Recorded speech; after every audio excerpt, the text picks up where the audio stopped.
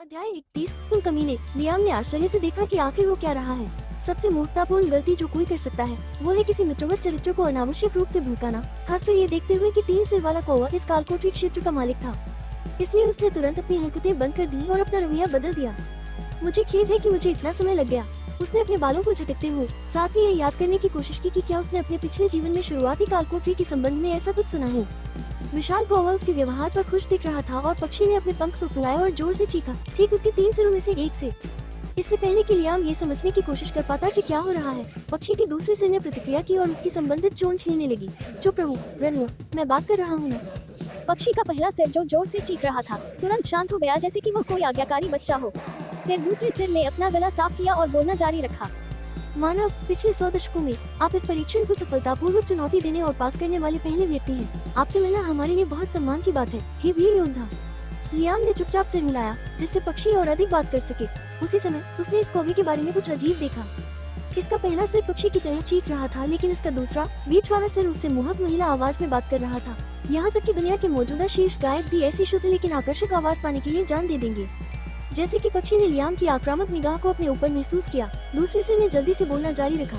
ये तुम्हारा नाम है मानव, इसे ले लो और इसका अच्छे से इस्तेमाल करो। लियाम के सामने एक नक्शा दिखाई दिया और जब उसने उसे पकड़ा तो वो उसकी सूची में गायब हो गया। कई धन, रत्न और खजाने तुम्हारा इंतजार कर रहे हैं। शुभकामनाएं। मैं इनाम के लिए बहुत आभारी हूँ। लियाम ने सिर हिलाया। उसके चेहरे पर केवल एक रूखा विनम्र भाव था जो उदासीनता की सीमा पर था। कौवे की कई जोड़ी लाल आंखें उसे कुछ देर तक ऊपर से नीचे तक देखती रहीं और फिर पक्षी अपने पंख फड़फड़ाने लगा। उसका विशाल शरीर टीले से ऊपर उठ गया। अलविदा मानव, मैं आपके प्रयासों में आपको शुभकामनाएं देता हूँ। हम चूंकि आप एक बहुत ही सक्षम युवा व्यक्ति लगते हैं, इसलिए मैं आपको एक और सलाह देता हूँ। जितनी जल्दी हो सके खजाने की खोज अवश्य करें, अन्यथा वहाँ अन्य छिपे हुए खतरे हो सकते हैं। ये रहस्यमय संदेश छोड़ने के बाद पक्षी ने अपने पंख फड़फड़ाए और विशाल नीले आकाश में उड़ गया जब तक कि वो एक छोटा काला बिंदु नहीं बन गया और अंततः पूरी तरह से गायब हो गया। लियाम ने उस दूरी को देखा जहां पक्षी गायब हो गया था और उसके चेहरे पर एक चिंताजनक भाव था। फिर उसकी नजर टीले पर लौटी और उसने एक चमकती हुई वस्तु देखी जिसे कौवा पीछे छोड़ गया था। यह एक रत्न के टुकड़े जैसा लग रहा था, जैसा कि उसने पास के ड्रैगन की मान से प्राप्त किया था। उसने दूसरा टुकड़ा भी निकाला और दोनों को करीब से जांचा, तभी दोनों टुकड़े अप्रत्याशित रूप से चमकने लगे। दोनों टुकड़े एक साथ उसकी पकड़ से छूट गए और एक दूसरे से मजबूत चुंबकों की तरह चिपक गए। लियाम ने उन्हें फिर से अलग करने की कोशिश की, लेकिन वो सफल नहीं हुआ। वे एक दूसरे से कसकर चिपके हुए थे, या यूं कहीं कि दोनों टुकड़े अब एक बड़े टुकड़े में मिल गए थे। रत्न अभी भी अधूरा लग रहा था, हालांकि अब इसमें और भी ज्यादा चमकदार बैंगनी चमक थी।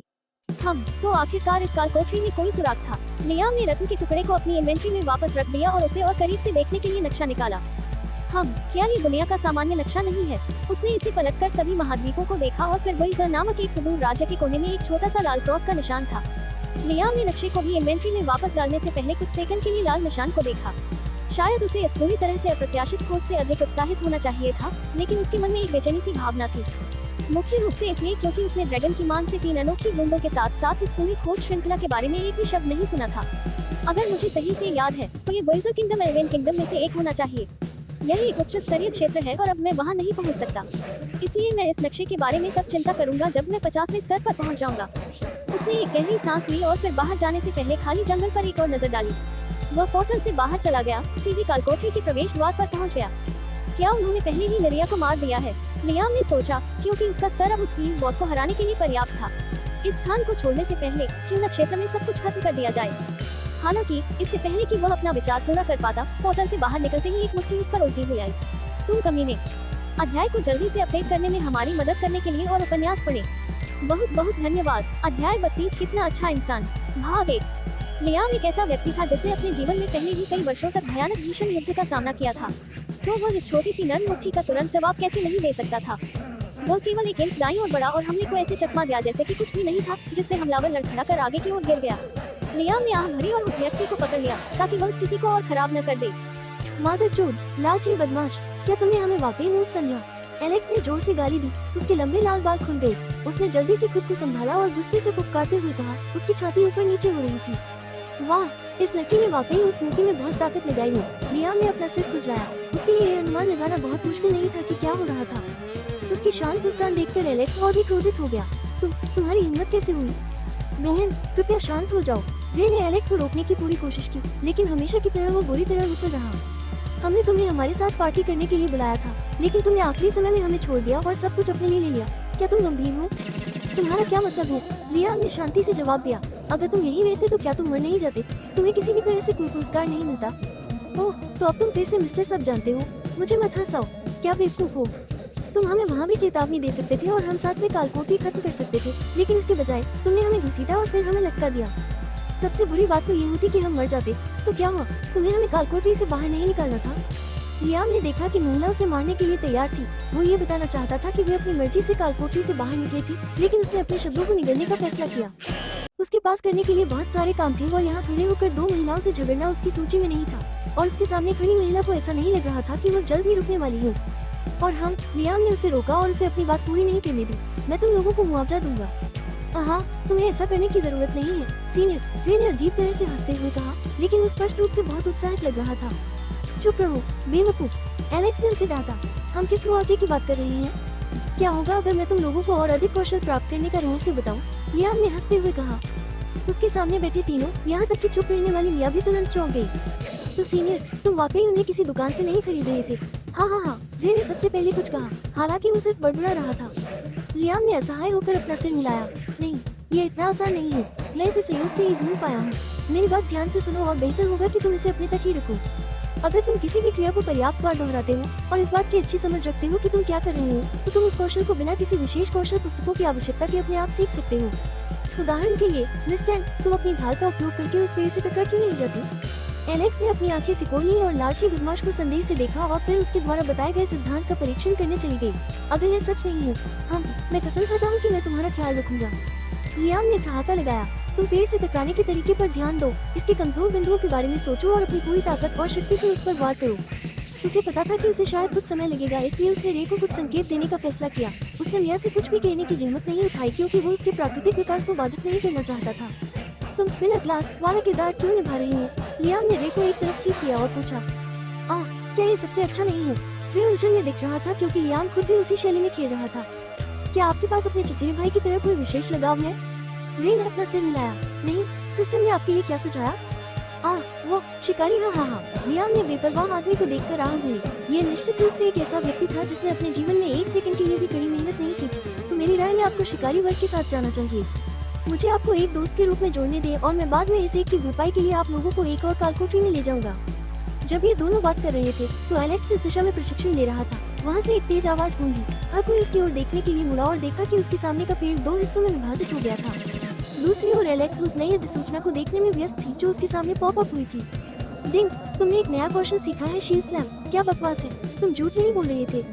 लियाम मुस्कुराया। तो मामला सुलझ गया, मैं अब जा रहा हूँ। धन्यवाद, एलेक्स ने चुपचाप दूर देखते हुए कहा। उसे लगा कि वो इस व्यक्ति के चरित्र का आकलन करने में थोड़ी जल्दबाजी कर रही थी। उसने जो मैकेनिक उन्हें बताया था वह शायद हमेशा के लिए रहस्य नहीं रह जाता।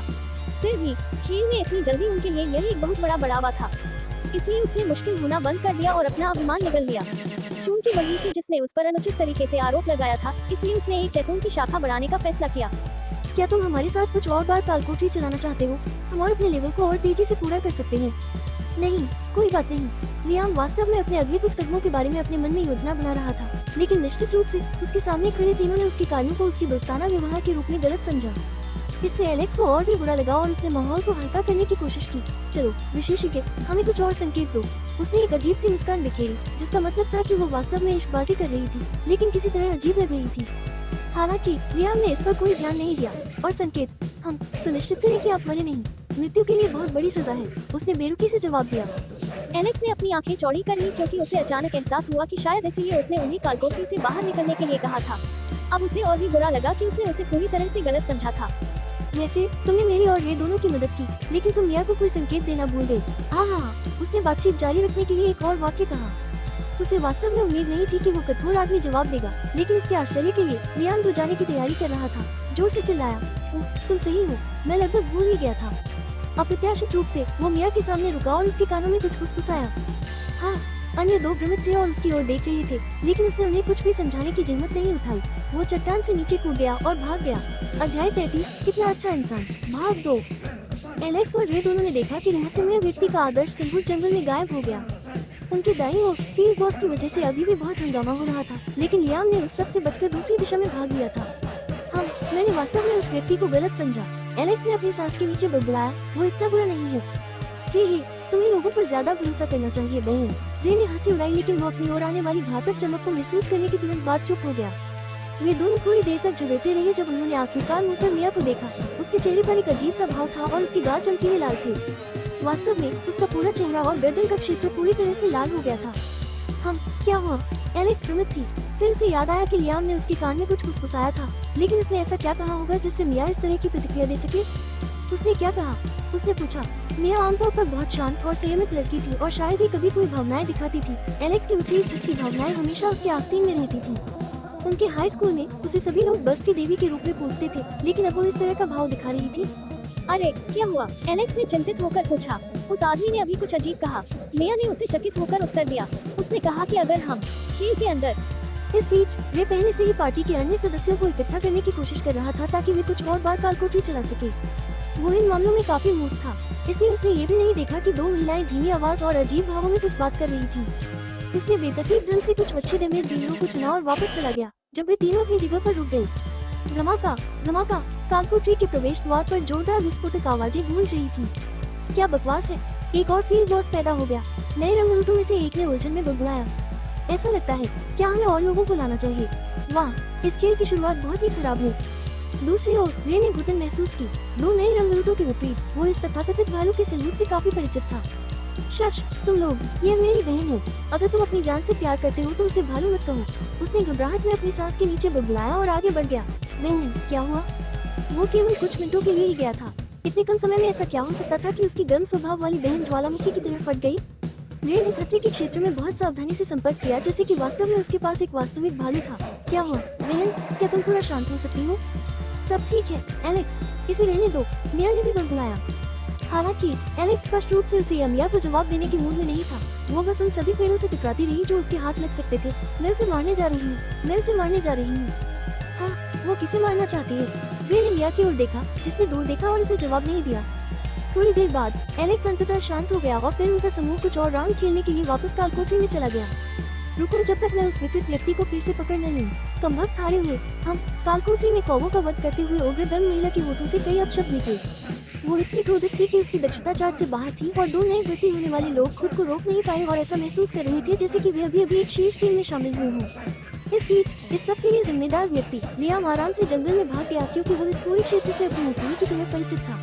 अब जब उसने निर्या से निपटना समाप्त कर लिया था और काफी धन, हथियार, व्यंजन और कौशल प्राप्त कर लिया था, तो वो अगले स्थान पर जाने से पहले सब कुछ समेकित करना और आवश्यक वस्तुओं को तैयार करना चाहता था। उसे अपने खुद कौशल को बढ़ाने और ये सुनिश्चित करने की भी आवश्यकता थी कि यह समग्र निर्माण संतुलित है। चूंकि वो कोई वर्ग नहीं खेल रहा था, इसलिए वो हमेशा इस नाजुक संतुलन को बिगाड़ने के जोखिम में था। जहाँ तक उन चीजों की बात है जिनके बारे में उसने मिया से बात की थी, उसने वास्तव में उन्हें ज्यादा महत्व नहीं दिया। उसने उसे खुले तौर पर मजबूत बनने के सबसे तेज तरीके के बारे में बताया था, और अगर वो सहमत हो जाती तो यह वास्तव में चीजों को बहुत आसान बना देता। लेकिन लियाम को बहुत सारे अन्य विकल्प पता थे। उसे किसी भी तरह की परवाह नहीं थी, चाहे वो आसान रास्ता हो या कठिन रास्ता। वो जानता था कि वो अंत में सफल होने वाला है। अध्याय 34, crouching tigers and hidden dragons, भाग 1। बीच में जंगल पार करने के बाद लियाम एक बार फिर नौसिखिए गांव बसरा शहर के पास शहर में वापस आ गया। वो आराम से अंदर चला गया और सीधे नीलामी घर की ओर चल पड़ा। हालांकि वो अभी अंदर नहीं गया और नीलामी घर के बाहर एक अपेक्षाकृत शांत गली में एक खाली बेंच पर बैठ गया। सभी कौशल पर एक नजर डालने का समय हो, उसने गुनगुनाया और अपनी स्थिति स्क्रीन को बुलाया। डिंग, कौशल सूची, ट्रूथ पंच, प्रत्येक हिट से 120% क्षति होगी। कूल डाउन, कोई नहीं। स्लैश, तलवार का प्रत्येक स्लैश 120% क्षति पहुंचाता है। एक क्रिटिकल हिट अटैक 150% क्षति पहुंचाता है। कूल डाउन, कोई नहीं। स्पिरिट स्लैश, स्किल लॉक, तलवार का प्रत्येक स्लैश 1000% क्षति पहुंचाता है। एक क्रिटिकल हिट अटैक 1500% क्षति पहुंचाता है। शांत हो जाना, कोई नहीं। तलवार नृत्य, तलवार का प्रत्येक वार 200% क्षति पहुंचाता है। एक गंभीर हिट हमला 250% क्षति पहुंचाता है। शांत हो जाना, 3 मिनट। राक्षसी आह्वान 200 मन की खपत करता है और एक छोटे दानव को बुलाता है। 20 सेकंड के लिए मंत्र सक्रिय, स्तर 1। अवेकन डेट 300 मन की खपत करता है और सोए हुए मृतकों को जगाता है। मांस और हड्डियों के मिश्रण को जीवन देता है। मरे हुए प्राणी के नष्ट होने तक मंत्र सक्रिय रहता है। स्तर 1। व्यापार कौशल, क्रिया, शुरुआती स्तर, मुद्रा, सोना 5005, चांदी 5011, तांबा 5034। बुरा नहीं है। लियाम ने ठहाका लगाया और फिर उसने अपनी बाकी कौशल पुस्तकों को निकालने के लिए अपनी इन्वेंट्री खोली। पवित्र उपचार, वश में, बर्फ का टुकड़ा, मिट्टी का बोल्ट, आग का गोला, जेब से, अनलॉक, चुपके। हे, लियाम मुस्कुराया। उस निर्या ने वाकई में बहुत परेशानी बचाई। खेल अभी शुरू ही हुआ था और उसके पास पहले से ही कौशल की ढेर सारी किताबें थी। अगर किसी और को ये पता होता तो शायद वे अपने तकिए में रोते, लेकिन लियाम के लिए यह कोई बड़ी बात नहीं थी। उसके पास अभी कौशल की किताबों का एक बड़ा संग्रह हो सकता है, लेकिन उनमें से ज्यादातर सिर्फ बुनियादी कौशल हैं। उनकी असली ताकत और क्षमताएं बहुत प्रयास के बाद ही सामने आएंगी और लियाम उस हिस्से पर ज्यादा ध्यान केंद्रित कर रहा था क्योंकि उसका जीवन और मृत्यु उसी पर निर्भर थी। वे उसे असली शक्ति और ताकत की ओर ले जाएंगे। उसने एक गहरी सांस ली और एक एक करके सभी कौशल सीखना शुरू कर दिया।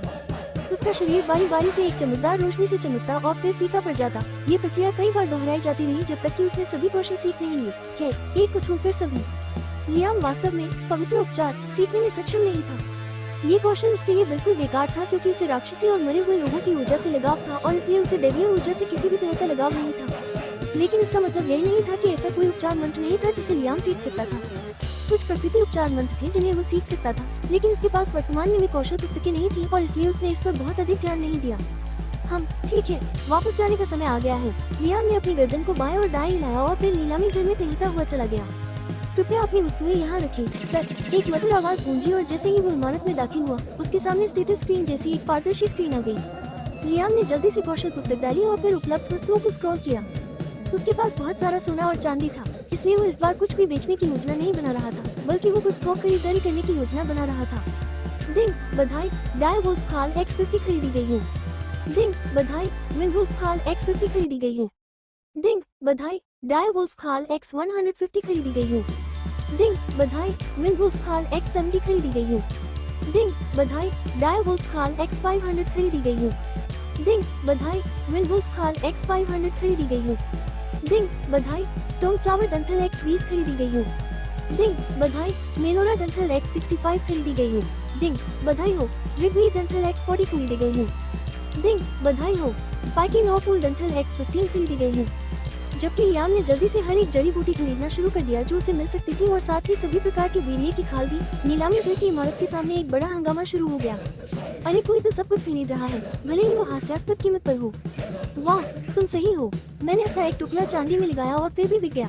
हे भगवान, चलो अब सब कुछ बेच देते हैं। कुछ पैसे वाले लोगों ने स्पष्ट रूप से नीलामी घर को खाली करने का फैसला किया है।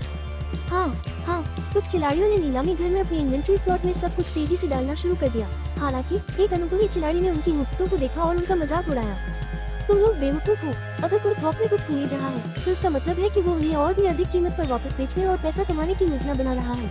अध्याय 35, crouching tigers and hidden dragons भाग 2। तुम लोग बेवकूफ हो। अगर कोई थोक में कुछ खरीद रहा है तो इसका मतलब है कि वो उन्हें और भी अधिक कीमत पर वापस बेचने और खूब पैसा कमाने की योजना बना रहा है। बाजार में उतार चढ़ाव होगा और कीमत और बढ़ेगी। अभी बेचने की कोई जरूरत नहीं है, जब आप बाद में बेच सकते हैं और भी अधिक सोना कमा सकते हैं। अनुभवी की चतुराई भरी टिप्पणी सुनकर कुछ खिलाड़ियों ने तुरंत अपना माल बेचना बंद कर दिया, लेकिन सभी ने उसके निर्णय पर भरोसा नहीं किया। हे, वो आदमी बस ईर्ष्या कर रहा है और बकवास कर रहा है। हो सकता है कि हमें बाद में और अधिक पैसे मिले, लेकिन अभी बहुत अधिक तांबा और चांदी होना अधिक मूल्यवान है। किसी और ने चिल्लाया और उन्होंने बहुत अधिक प्रभाव किए बिना सब कुछ उतारना जारी रखा। आखिरकार ये अभी भी शुरुआती क्षेत्र की वस्तुएं थी और उनका मूल्य शायद कभी इतना नहीं बढ़ेगा। अनुभवी केवल इन नौसिखियों को चुपचाप देख सकता था और आगे बढ़ सकता था। उसने भीड़ों के झुंड को सलाह देने में अपना समय बर्बाद करने की योजना नहीं बनाई थी। जब वो झुंड के पास से गुजरा तो उसने देखा कि एक युवक दूसरों की तुलना में अपना हाथ तेजी से हिला रहा था और उसने असहाय होकर अपना सिर हिलाया। उसने सोचा कि आजकल हर कोई बेवकूफ हो। जिस गति से ये लड़का सिस्टम पैनल को संचालित कर रहा था वो बेहद प्रभावशाली था और फिर भी वो बाकी लोगों की तरह ही मूर्खतापूर्ण व्यवहार कर रहा था।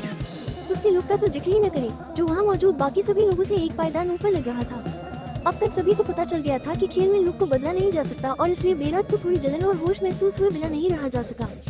उसके सामने वाला व्यक्ति दुबला पतला और मांसल था और उसका शरीर किसी निजी प्रशिक्षक जैसा था। उसका लुक भी शानदार था और वो वाकई एक शीर्ष पत्रिका कवर मॉडल में से एक हो सकता था। यही तो होना चाहिए। बेरात ने अपनी मुट्ठी ही पर पटकी। वो कोई अमीर अभिनेता या कोई ऐसा व्यक्ति होगा जो चुपके से वीडियो गेम खेलकर अपनी ऊर्जा खर्च कर रहा होगा। क्या मैंने उसे किसी फिल्म या किसी और चीज में देखा है?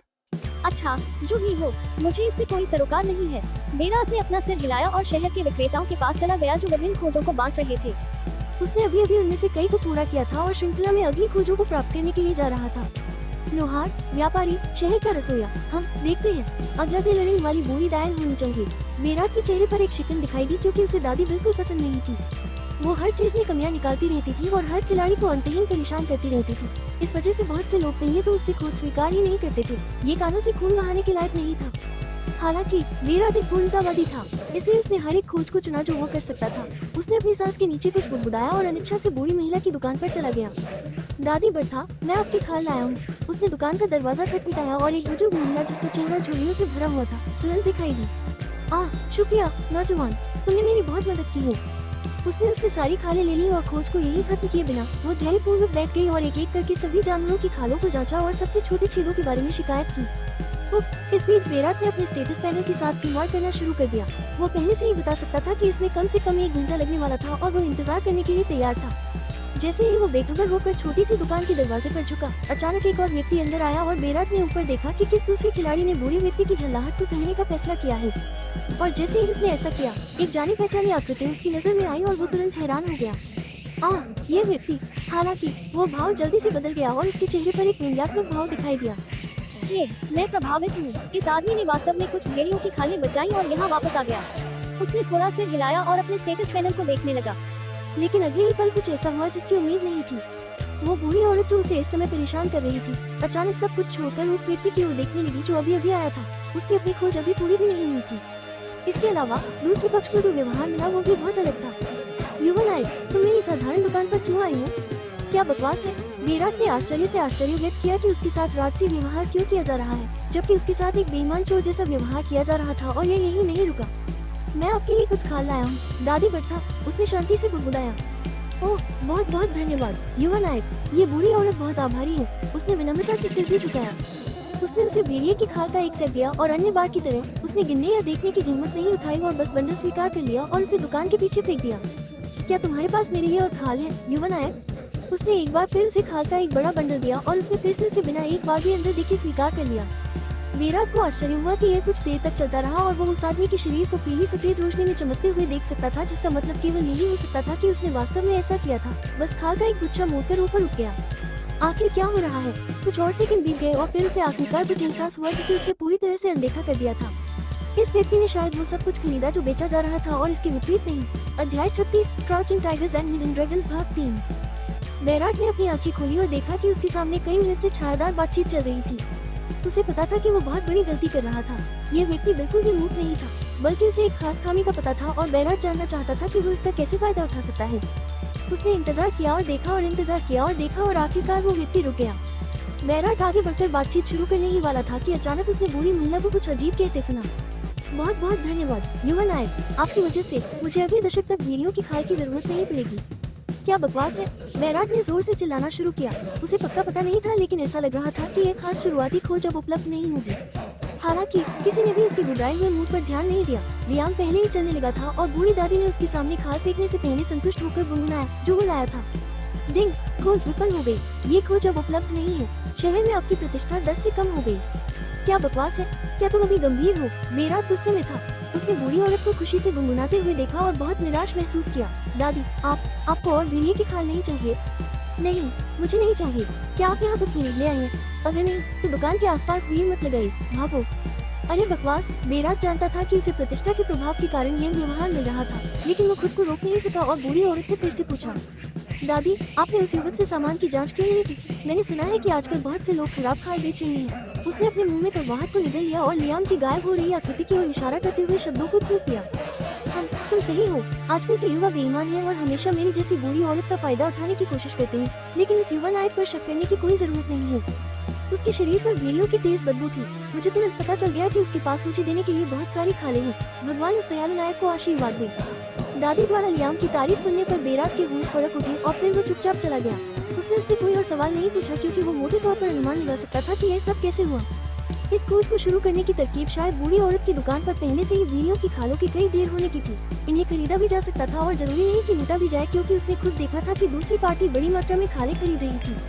शायद यही वजह थी कि बूढ़ी औरत ने उस पर भेड़ियों की बदबू महसूस की और उसके साथ अलग व्यवहार किया। किसी भी तरह से यह अब उसके लिए बेकार था, क्योंकि खोज अब उपलब्ध नहीं थी, कम से कम उस दिन के लिए। हालांकि बेरात को नहीं पता था कि यह सिर्फ एक सहयोग था या ये कुछ ऐसा था जिसे पहले से ही योजनाबद्ध और सोचा गया था। वो सोचना चाहता था कि यह पहला था, लेकिन ऐसे सहयोग बहुत कम थे और वो इस पर विश्वास करने के लिए पागल होगा। यह व्यक्ति शायद इस खामी को समझने के लिए बहुत ही प्रतिभाशाली था, या वो बीटा परीक्षक था, या खेल के बारे में अधिक जानकारी रखने वाला कोई व्यक्ति था। जिस तरह से आजकल वीआईपी, अभिनेता और सामाजिक लोगों के साथ व्यवहार किया जाता है, उसे देखते हुए अगर दूसरे पक्ष को कुछ अंदरूनी जानकारी पता हो जो पूरे खेल को प्रभावित नहीं करेगी, तो उसे बिल्कुल भी आश्चर्य नहीं होगा। मुझे कम से कम इस व्यक्ति से जरूर बात करनी चाहिए। बेरात उत्सुक हो गया और लियाम की तलाश करने और कुछ देर तक उसका पीछा करने के लिए दादी की दुकान से बाहर निकल गया। वो इस विशेष खामी का उपयोग करने में असमर्थ था, लेकिन उसे आश्चर्य हुआ कि क्या शहर में कोई अन्य तेज स्तर वाले ईस्ट अंडे छिपे हुए हैं। ये समय की पूरी बर्बादी हो सकती थी, लेकिन उसकी जिज्ञासा ने उस पर काबू पा लिया और उसने फिर भी ऐसा करने का फैसला किया। अरे वो आदमी अब किस स्तर पर है? उसने दादी से सिर्फ दोहराए जाने वाले क्वेस्ट के साथ कम से कम 4 बार स्तर बढ़ाया है, और भले ही वो उससे पहले स्तर 3 या स्तर 4 पर था, लेकिन अब वो लगभग 10 पर होना चाहिए।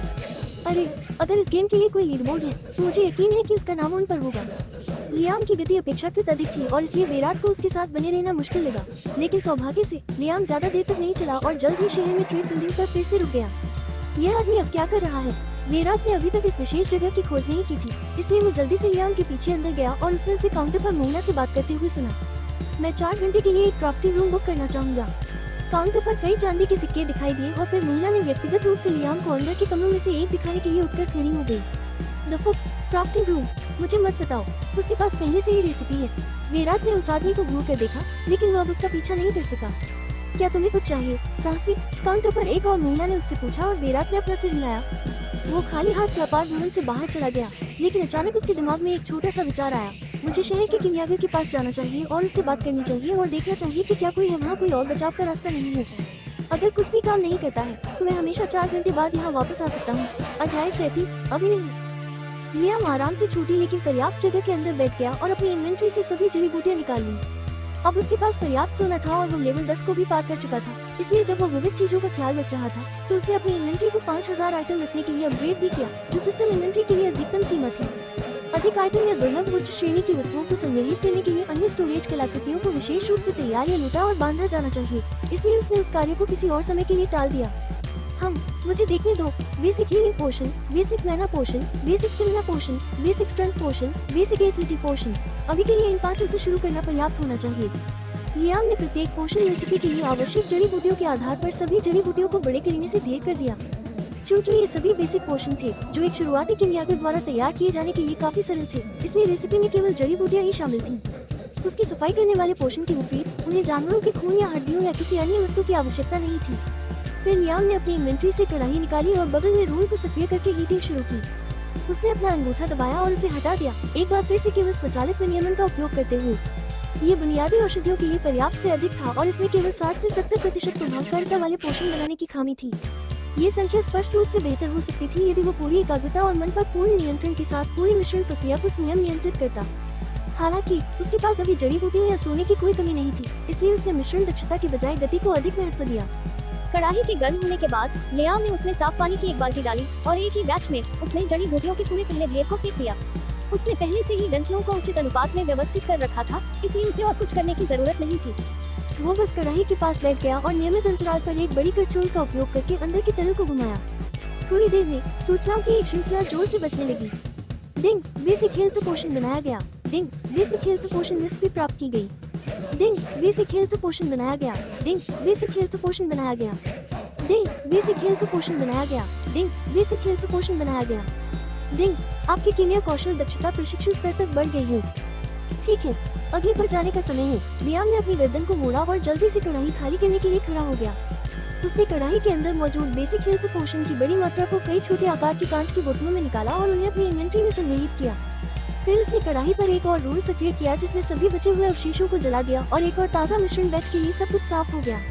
लियाम ने एक बार फिर साफ पानी की एक और बाल्टी गर्म की और इस बार भी उसने बिना कुछ ठीक किए उसमें पहले से तैयार जड़ी बूटियों का एक बड़ा ढेर डाल दिया। जब उसने चुपचाप उबलती हुई चीजों को देखा तो वो आलसी मुस्कान के साथ दीवार से टिक गया। जो चीजें अब इतनी आसान और सहज लगती थी वे कभी उसके लिए एक बुरा सपना थी। एक गुलाम और कमजोर व्यक्ति के रूप में उसे खुद कभी भी कीमिया का अभ्यास करने की अनुमति नहीं थी। हालांकि उसे हर बार कढ़ाई के पास खड़े होकर पंचिंग बैग की तरह काम करने के लिए मजबूर किया जाता था जब भी उसका मालिक सफलतापूर्वक कोई औषधि नहीं बना पाता था। उसे कोड़े मारे गए थे, उसे भूखा रखा गया था, उसे घिनौने गर्म तरल के नीचे भी रखा गया था, बस किसी और के लिए अपना गुस्सा निकालने के साधन के रूप में। अतीत की यादें उसके दिमाग में घूम गई और उसकी मुस्कान अब आलसी या मनोरंजक नहीं थी, ये बल्कि बहुत परेशान करने वाली थी। ये एक भयानक रिपर की मुस्कुराहट की तरह थी जो किसी की आत्मा लेने वाला था। अभी नहीं, लियाम ने बुदबुदाया और खुद को शांत करने के लिए अपनी आंखें बंद कर ली। डिंग, बेसिक मैना पोषण बनाया गया। डिंग, बेसिक मैना पोषण रेसिपी प्राप्त की गई। डिंग, बेसिक मैना पोषण बनाया गया। डिंग, बेसिक मैना पोषण बनाया गया। डिंग, बेसिक नैना पोशन बनाया गया। मम्मा, बहुत अच्छी खुशबू आ रही है। तो फिर अगला बैच। लियाम ने अपने 4 घंटे के समय स्लॉट के अगले 3 घंटों का उपयोग किया और सभी 5 बेसिक पोशन के बड़े हिस्से तैयार किए। अंत में वो अपने कीमिया कौशल स्तर को मध्यवर्ती स्तर तक लाने में भी कामयाब रहा। केवल बेसिक पोशन का उपयोग करके इसे और अधिक बढ़ाना लगभग असंभव था और समय और संसाधनों की बर्बादी थी, इसलिए उसने इसे रोक दिया। मेरे पास अभी भी ड्रैगन के घोंसले से लूटी गई रेसिपी है, मुझे एक नजर डालने दो। डिंग, गुलदाउदी घातक जहर की विधि प्राप्त की। डिंग, 9 रंग का लकवा मारने वाला जहर की विधि प्राप्त की।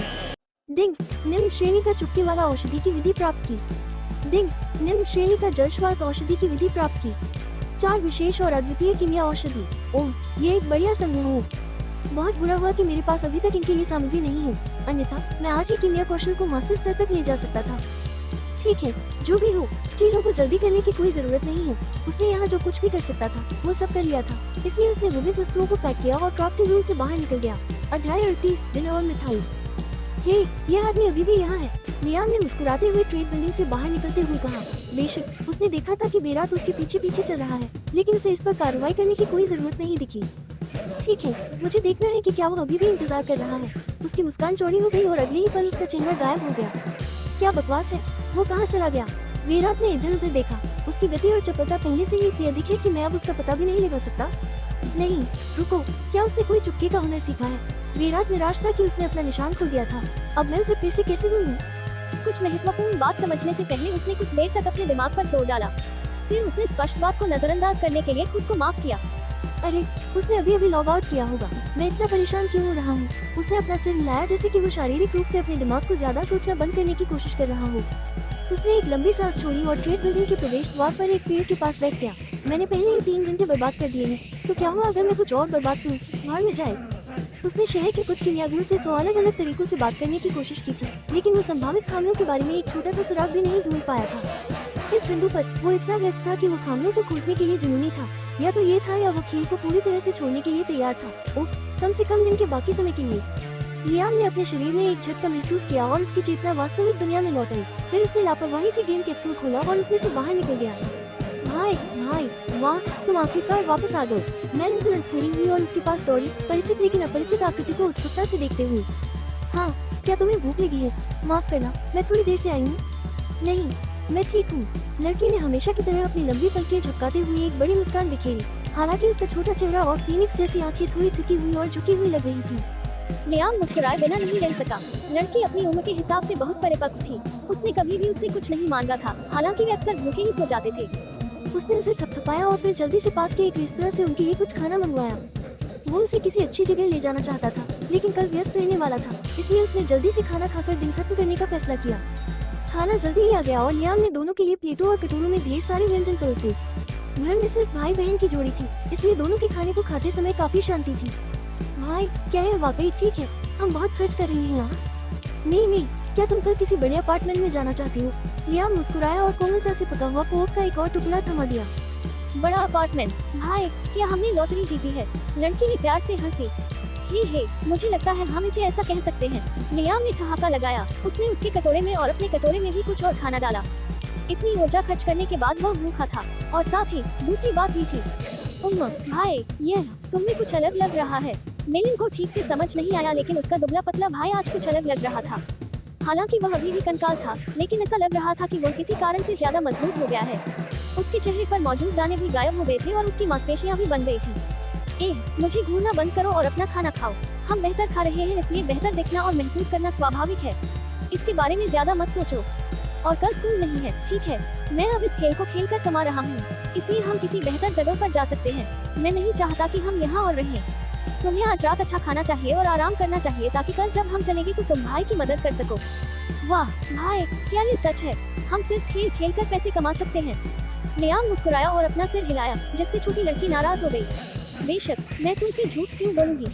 अब से हमारी जिंदगी बेहतर होगी। तुम अपना खुद का कमरा ले सकती हो, नए कपड़े, जो चाहो, कल देखोगे। उसने सिर हिलाया। लड़की बिल्कुल चुप हो गई। भाई, तू मुझे भी खेलना शुरू कर देना चाहिए। मैं तुम्हारी मदद कर सकती हूँ। मम्मा, सब कुछ समय पर होगा। पहले भाई को मजबूत होने दो, फिर मैं तुम्हें नई दुनिया में ले जाऊंगा। लेकिन कोई लेकिन नहीं। तुम्हें पहले आराम करना चाहिए। उठने के बाद मेरा इंतजार करना और स्कूल मत जाना। ठीक से याद रखना। ठीक है भाई, मैं तुम्हारी बात मानूंगी। तुम ज्यादा मेहनत मत करना। हाँ, मैं नहीं करूँगा। लियाम ने बर्तनों को छोटे सिंक में फेंक दिया और उन्हें धोने की जहमत नहीं उठाई। फिर उसने सुनिश्चित किया कि दरवाजा ठीक से बंद हो, पानी से भरा एक जग पिया और फिर से कैप्सूल में वापस चला गया। उसके जाने के बाद चांद मिल ने कैप्सूल को एक दर्जन अलग अलग कोनों से देखा, लेकिन वो कुछ गड़बड़ करने से बहुत डरती थी और उसके पास कहीं नहीं गई। वो अपने कोने में वापस बैठ गई, चुपचाप अपनी पाठ्य पुस्तक निकाली और पढ़ना शुरू कर दिया। अध्याय 39 घात लगाकर हमला भाग 1। लॉग इन करने के बाद लियाम शहर से बाहर चला गया और सीधे आसपास के जंगलों की ओर चल पड़ा। मसला शहर में उसके लिए बस एक और काम बाकी था और वह था प्रशिक्षक की खोज को पूरा करना। यह उसकी पहली प्राथमिकता भी थी क्योंकि वह अगले चरण पर जाने से पहले अपने शरीर को जितना हो सके उतना मजबूत करना चाहता था। अपने पिछले जीवन में इस विशिष्ट जानकारी के बाद या यूं कहिए कि इस नियम की खोज के बाद अनगिनत लोग केवल पछतावे में विलाप कर सकते थे क्योंकि उनके लिए शुरुआत से शुरू करने में बहुत देर हो चुकी थी। यहाँ तक कि इस खोज को पूरा करने वाला व्यक्ति भी इसके लाभों को पूरी तरह से प्राप्त नहीं कर सका। उसे केवल 50% परिणाम मिले और बस इतना ही उस व्यक्ति को शीर्ष तक पहुँचने में मदद करता है और वह प्रमुख पावर हाउस में से एक बन जाता है। हालांकि अगर सब कुछ इस योजना के अनुसार होता तो लियाम को 100% इनाम मिलता। बस इसके बारे में सोचते ही वो प्रत्याशा में अपने होंठ चाटने लगा। उसने एक बार फिर खोज पर नजर डाली और जंगल में तेजी से आगे बढ़ गया। अनोखा खोज, भालू राजा बाबरा को मार डालो और उसका सिर प्रशिक्षण मैदान के प्रशिक्षक के पास ले आओ। काटा काटा काटा, उसके पैर तेजी से हरे भरे ऊंचे पेड़ों और मोटी झाड़ियों के बीच से गुजर रहे थे। भालू राजा बाबरा ग्रेट साम्राज्य के सबसे बड़े शहर येलिका शहर के पास वन क्षेत्र में रहता था। ये वह शहर है जहाँ जल्द ही हर कोई अपना अधिकांश समय बिताने वाला था। शाही शहर के बाद जहाँ शाही महल स्थित था, येलिका व्यापार और वाणिज्य का सबसे बड़ा जंक्शन था और कई उन्नत जादू संस्थान और व्यापार कौशल संस्थान वहाँ स्थित थे। इस शहर में पैर जमाने के लिए प्रमुख गिल्ड एक दूसरे से जी जान से लड़ते थे और जो इसमें कामयाब होता था वह निश्चित रूप से बाकी सभी से आगे निकल जाता था।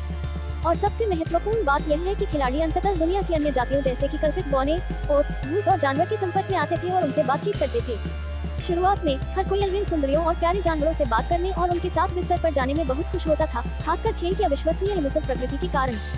हालांकि कुछ जीवों की क्रूरता तभी सामने आती थी जब खेल अब सिर्फ एक खेल नहीं रह जाता था। अंधकार में भविष्य के बारे में सोचते हुए लियाम ने एक लंबी सांस ली और खाली जंगलों में भागना जारी रखा। वास्तव में उसका वर्तमान स्तर इस तरह से स्वतंत्र रूप से दौड़ने के लिए बहुत कम था। ये जंगल डाकुओं और खतरनाक जानवरों से भरे हुए थे, लेकिन उसके पास इंतजार करने का कोई तरीका नहीं था। अभी के लिए शायद इन जंगलों में सिर्फ वह था, बेशक वह थी जो अभी भी उससे चिपका हुआ था और शायद कुछ और खिलाड़ी भी। हालांकि बाबरा येलिका शहर का फील्ड बॉस था और यह अपरिहार्य था कि ये सुनसान जगह बहुत लंबे समय तक इतनी शांत नहीं रहेंगी। शहर से आने जाने के सभी रास्ते जल्द ही खिलाड़ियों से भर जाएंगे। डाकू और जानवर जो अब धमकी दे रहे होंगे वे बस आसान अनुभव बिंदु बन जाएंगे। साथ ही चूंकि यह इतनी अधिक आबादी वाले क्षेत्र के पास स्थित था, इसलिए किसी एक व्यक्ति के लिए फील्ड बॉस पर एकाधिकार करना लगभग असंभव हो जाएगा। और इस विशेष खोज के लिए लियाम को निश्चित रूप से भालू राजा की आवश्यकता थी। इसलिए उसने कुछ और करने में एक मिनट भी खर्च करने की हिम्मत नहीं की और जल्दी से शहर के बाहरी इलाके में भाग गया। उसके पीछे कई फीट की दूरी पर एक और व्यक्ति भी आगे बढ़ा, लेकिन इस व्यक्ति की दुर्दशा लियाम से बिल्कुल अलग थी और वह ऊपर से नीचे तक पसीने से लथपथ था। उसकी सहन शक्ति लगभग पूरी तरह से खत्म हो चुकी थी, जिससे उसका शरीर कांप रहा था और कांप रहा था। लानत है, हफ हफ, लानत है, यह आदमी इतनी तेजी से कैसे भाग रहा है? क्या उसे अब तक नहीं जाना चाहिए था? बेरात ने अपने सामने राक्षस के साथ जितना संभव हो सके उतना तालमेल बनाए रखने की कोशिश करते हुए थकान से झुककर गिर गया। वह अपने इस बेवकूफी भरे विचार में कई घंटे पहले ही डूब चुका था, इसलिए उसने बिना किसी हिचकिचाहट के एक पल चबाया और जल्दी से अपने पैरों पर वापस खड़ा हो गया। कृपया मेरा इंतजार करें, उसने अपनी सांसों में बुदबुदाया और लंगड़ाते हुए दौड़ना जारी रखा। ये कमबख्त खेल इतना यथार्थवादी क्यों है? जैसे ही उसने सांस लेने के लिए हौंसला शुरू किया और अपनी पूरी ताकत से आगे बढ़ा, उसने कुछ अजीब देखा। उसके सामने मौजूद राक्षस ने आखिरकार हिलना बंद कर दिया। भाग्यशाली, बेरात की आंखें उत्सुकता से इधर उधर घूमी कि वे कहाँ हैं और वह व्यक्ति अब क्या कर रहा होगा। हालांकि वो तुरंत चौंक गया। जैसे ही उसकी दृष्टि साफ हुई और धुंधलापन कम हुआ, उसने देखा कि कई लोग चारों ओर खड़े हैं। क्या बकवास है, ये लोग कौन हैं? कोई चोर या डाकू? वह एक कदम पीछे हट गया क्योंकि वह बेवजह अपनी जान नहीं गंवाना चाहता था। वहाँ काले कपड़े पहने लगभग 20 से 30 आदमी थे। भले ही उसने उस व्यक्ति की मदद की हो, लेकिन इतने सारे लोगों के सामने सिर्फ वे दोनों कैसे बच सकते थे? तो जाहिर है कि भाग जाना और शहर के कब्रिस्तान में उस व्यक्ति से मिलना बेहतर था। ऐसा करना सबसे तार्किक बात होगी और फिर भी बेरात ने खुद को चमत्कार का इंतजार करते हुए पाया। उसने मुड़कर नहीं देखा, दौड़कर भागा और डाकुओं के बीच में खड़े उस व्यक्ति को उत्सुकता से देखा जो पहाड़ की तरह सीधा और अडिग खड़ा था। और फिर कुछ और भी अप्रत्याशित हुआ। अपने पास मौजूद हर चीज सौंप दो, तुम्हें हमारे गिल्ड के साथ कभी खिलवाड़ नहीं करना चाहिए था। अब तुम्हें इसके परिणाम भुगतने होंगे कमीने। हम एक सेकंड रुको, ये खिलाड़ी हैं, डाकू एनपीसी नहीं। बेरात पूरी तरह से अवाक रह गया। खेल अभी शुरू हुआ है, तो आखिर ये व्यक्ति इतने सारे लोगों को कैसे नाराज कर सकता है? अध्याय 40 घात लगाकर हमला भाग 2। बेरात के चेहरे पर हैरान करने वाले भाव के विपरीत लियाम के चेहरे पर केवल एक शांत भाव था। अपने अच्छे लुक के साथ वो एक दयालु और देवदूत जैसा व्यक्ति लग रहा था। ओह, काफी समय हो गया है, तुम लोग निश्चित रूप से जल्दी ठीक हो गए हो, उसने लापरवाही से मुस्कुराया। जिन वेई ने गुस्से और झुंझलाहट में अपने दांत पीस लिए। वे पहले ही इस आदमी की वजह से बहुत कुछ खो चुके थे और अब वो जानबूझकर उनका मजाक भी उड़ा रहा था। कुतिया, तुम पिछली बार उस ड्रैगन की वजह से बच गई थी, लेकिन अब तुम्हारे पास भागने के लिए कोई जगह नहीं है। तुम पूरी तरह से घिरी हुई हो। मैं तुम्हें मार डालूंगा और फिर से मार डालूंगा और फिर से मार डालूंगा। तुम इस खेल से बाहर हो। फिर से लॉग इन करने के बारे में सोचना भी मत। लियाम की तीखी आंखें चमक उठी। उसने अपने सामने भौंक रहे कुत्ते को अनदेखा कर दिया। इसके बजाय उसने अपने चारों ओर खड़े खिलाड़ियों के समूह को देखा। स्पष्ट रूप से वे सभी एक ही समूह से संबंधित थे और जब गिल्ड टोकन दिखाई देने लगेंगे तो संभवतः वे एक ही गिल्ड में शामिल हो जाएंगे। और कुछ लोगों के साथ दुश्मनी करना पूरे गिल्ड द्वारा शिकार किए जाने से अलग था। भविष्य में उनके और भी सदस्य होने की संभावना है और यह अपरिहार्य था कि छोटे कीड़े और कीट समय समय पर उसे परेशान करते रहेंगे। लियाम ने अपनी साफ सुथरी ठोड़ी को खुजलाया। ये वास्तव में बहुत परेशानी वाली बात है। पहली बार उसने उन्हें अनदेखा किया और उन्हें दंडित नहीं किया और घड़ी की तरह वे फिर से उसके लिए वापस आ गए। उसे इस बात से आश्चर्य भी नहीं हुआ। कुछ लोगों को विशेष ध्यान देने की आवश्यकता थी और वे तब तक वापस आते रहेंगे जब तक उन्हें वो नहीं मिल जाता जिसकी उन्हें आवश्यकता है। ऐसा लग रहा था कि इस बार वह चीजों को ऐसे ही नहीं छोड़ सकता था, या यूं कहे कि उन्होंने उसे कोई विकल्प नहीं दिया। हो सकता है कि अन्य लोग इस तरह के दबाव में भयभीत और टूट गए हों, लेकिन उन्होंने इस बार गलत व्यक्ति को चुना था। एक घायल पूंछ वाले सांप को पूरी तरह से मारना जरूरी था और वह जानता था कि इस खास सांप को कैसे मारना है। लियाम ने अपना सिर एक तरफ झुकाया और अपने दाईं ओर खड़े खिलाड़ी को देखा। उस व्यक्ति के विपरीत जो अहंकार से अपना मुंह चला रहा था, ये व्यक्ति काफी शांत और चौकस था। एक ही नजर में लियाम को पता चल गया कि यह व्यक्ति नेता है, इसलिए उसने सीधे उससे बात की। क्या तुम सच में मुझसे लड़ना चाहते हो? तुम और मैं दुश्मन नहीं हैं। हम यहीं अलग हो सकते हैं और सब कुछ भूल सकते हैं। लियाम के शब्दों ने नेता को चौंका दिया और उस व्यक्ति के चेहरे पर शांत भाव स्पष्ट रूप से डगमगा गया। उसे पता नहीं था कि वह व्यक्ति उसकी पहचान कैसे कर पाया। ऐसा लग रहा था कि वह दिखने में जितना सरल था उतना नहीं था। उसके शब्दों ने उसे कुछ हद तक परेशान भी किया। आखिरकार खेल अभी शुरू ही हुआ था। शायद उनके लिए बिना किसी कारण के यादृच्छिक खिलाड़ियों को चुनने के बजाय पहले पीछे रहना और आधार स्थापित करना बेहतर था। इसके अलावा इस मामले में वह अच्छी तरह से जानता था कि जो कुछ भी हुआ वह जनवेई की गलती थी। उसने ही यह सब शुरू किया था। तो शायद वह थोड़ा हिचकिचाने लगा। हालांकि इससे पहले कि वह कुछ जवाब दे पाता, जनवेई की तीखी आवाज जोर से गूंज उठी। ज़ेमिन, इसके बारे में सोचना भी मत। समूह के नेता की नजरें लियाम से हटकर जनवेई पर चली गईं और वही पल के लिए चुप हो गया। अधीर आदमी के चेहरे पर नजर डालने से ही उसे पता चल गया कि उसके पास कोई विकल्प नहीं था। जनवेई पहले भी कई बार छोड़ने की धमकी दे चुका था। समूह में उसके अच्छे खासे समर्थक थे और इस बार वह पहले से कहीं ज्यादा गंभीर दिख रहा था। अगर वह उसके अनुरोध का पालन नहीं करता तो वह बता सकता था कि वह वाकई छोड़ देगा। समूह के नेता ज़ेमिन ने बेबसी से आह भरी और अपना सिर हिलाया। हालांकि उसकी सहज प्रवृत्ति ने उसे बताया कि वह गलत निर्णय ले रहा है, लेकिन वह ऐसा नहीं कर सकता था। आखिरकार वे सिर्फ एक आदमी के खिलाफ लड़ रहे थे, इसलिए यह ज्यादा जोखिम भरा भी नहीं था। सबसे खराब स्थिति में वो व्यक्ति संभवतः कुछ दिनों तक उनके नीचे तड़पता रहेगा और फिर कोई नया लक्ष्य होगा। इसलिए अंत में उसने इस बारे में बहुत अधिक नहीं सोचा और अपना हाथ हिलाया। हम किस लिए समय बर्बाद कर रहे हैं? चलो इसे खत्म करते हैं। जब वह ये शब्द कह रहा था तभी उसके सिर के पीछे लगातार अलार्म बज रहा था, लेकिन बहुत देर हो चुकी थी। ज़ेमिन ने अपने हाथ में छड़ी पकड़ी और जादू करना शुरू कर दिया। वह एक अग्नि जादूगर था। आसपास खड़े अन्य खिलाड़ियों ने भी उसका अनुसरण किया और आक्रामक तरीके से चिल्लाना शुरू कर दिया और सभी प्रकार के हमले करने लगे। जनवेई पूरी लड़ाई का नेतृत्व कर रहा था और ज़ेमिन के वाक्य पूरा करने से पहले ही वह आगे बढ़ गया। कुछ ही सेकंड में बिना किसी चेतावनी के शांत जंगल अचानक एक उग्र युद्ध के मैदान में बदल गया। विभिन्न हमले चारों ओर उड़ रहे थे और सभी प्रकार के हथियार घने पत्तों और शाखाओं की छतरी के माध्यम से टिमटिमाती धूप में चमक रहे थे। बेरात ने घबराहट में अपने नाखून चबाए। बस, यह आदमी मर चुका है। उसने चुपचाप लियाम के लिए एक मोमबत्ती जलाई और अपरिहार्य नरसंहार देखने के लिए तैयार हो गया। और